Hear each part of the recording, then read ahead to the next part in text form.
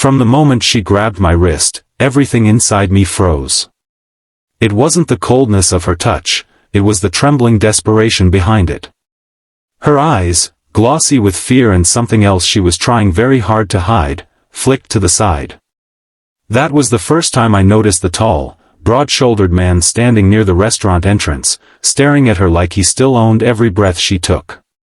And then she whispered words that would change everything for both of us, words that came out of her mouth like a breaking confession. She said she needed me to kiss her, because her ex-husband was watching. And when I told her she'd need more than just one kiss, I didn't mean passion, I meant protection, courage, and a second chance at life she had long stopped believing in. Sparkles, if you believe in kindness, second chances, and stories that heal the heart, please like, comment, share, and subscribe to the Kindness Chronicles. Your support means the world. Sparkles. I had met her only twice before, just passing interactions at a community center where I volunteered. She was always quiet, always folding into herself like she was afraid to take up space. Her name was Era, a soft, gentle sound for a woman who looked like she had been carrying storms inside her for years. That night, when she sat across from me at the small cafe table, her hands were shaking so badly she couldn't lift her cup. I thought maybe she was cold, maybe anxious. I could never have imagined that the man watching us from across the room was the ghost she had tried so hard to escape. She hadn't planned any scene, hadn't planned to use me as a shield. Life doesn't give warnings before throwing someone back into the fire they ran from. When she saw him, every bit of progress she had made, every healing breath, every brave step forward, collapsed inside her. And so she reached for the closest lifeline she could find. That lifeline was me. Leaned closer, pretending this was all normal, pretending she wasn't. Breaking behind the soft smile she desperately forced onto her face. My heart wasn't racing because she wanted a kiss, it was racing because I could see the pain she had been hiding. People can fake laughter, they can fake confidence, but they cannot fake the kind of fear that sits behind the eyes like trapped thunder.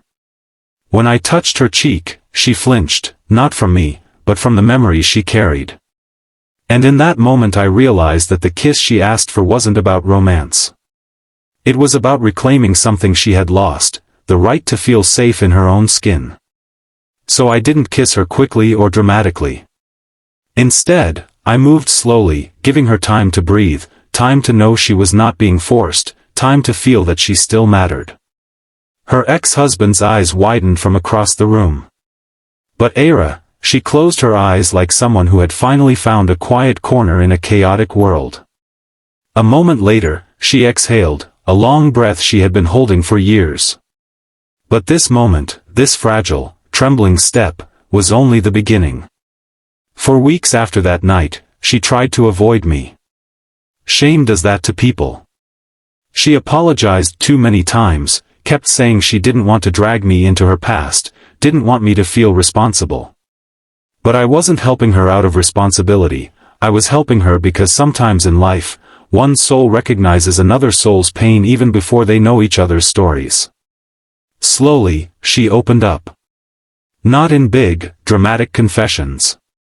Healing doesn't look like that. It looks like sitting quietly in a car without shaking. It looks like laughing at a silly joke she didn't expect to find funny. It looks like trusting someone enough to send a message at midnight saying, "I had a bad dream." And it looks like showing up to a Sunday morning coffee meetup even when her hands are trembling because she fears someone from her past might appear. Each day she let me see one more piece of her. The pieces weren't pretty. They were jagged, painful. Memories, years of emotional bruises that never fully healed, scars she kept hidden behind calm smiles. Her ex-husband had broken more than her confidence, he had broken her belief that she was worthy of love, safety, or stability. But little by little, she changed. She started walking with her head slightly higher. She started making decisions for herself, even small ones like choosing the restaurant or deciding what dessert she wanted. She no longer apologized endlessly for existing. She began rebuilding herself in tiny, courageous steps. The real turning point came on a rainy evening when she showed up at my door with soaking hair and tears she couldn't hold in anymore. She said she had seen her ex-husband again, not at the cafe, not in a confrontation, but at a grocery store. He didn't speak to her. He didn't touch her. He simply smirked. A smirk that brought back years of trauma. She was shaking uncontrollably, her breaths coming in short, painful bursts.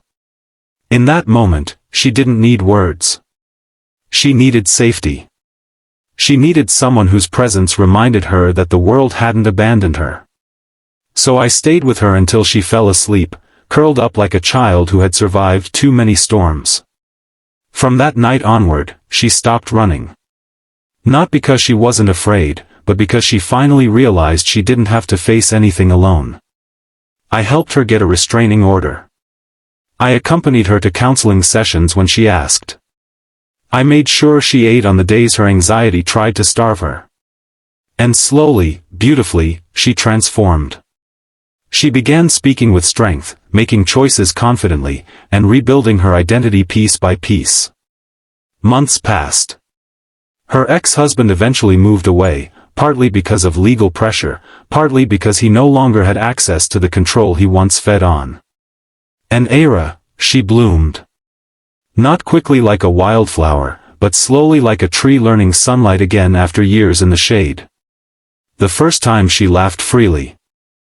Really laughed, it felt like watching dawn break after a long, cold night.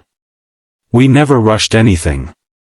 Our connection was not built on romance at first, it was built on trust, patience, and the quiet understanding that some hearts are too precious to mishandle. But life has a way of weaving souls together when healing turns into affection. What started as protection slowly grew into something tender, steady, and deep.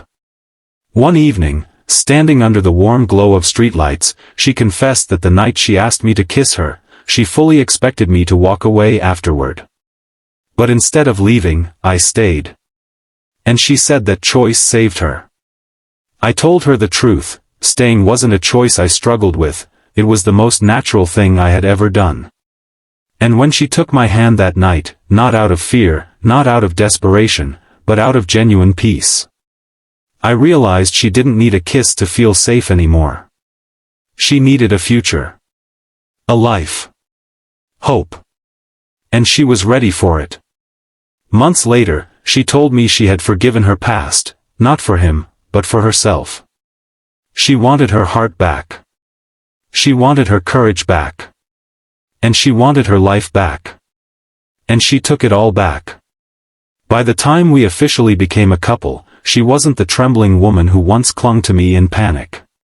She was strong, steady, compassionate, and full of light she once thought she had lost forever. She told me that love didn't save her, choice did. Her choice to heal, to grow, to trust again. I was only the witness. But sometimes being someone's witness is its own kind of miracle. Sparkles, if this story touched your heart, please like, comment, share, and subscribe to the Kindness Chronicles. Your engagement helps these healing stories reach more people who need them. Sparkles.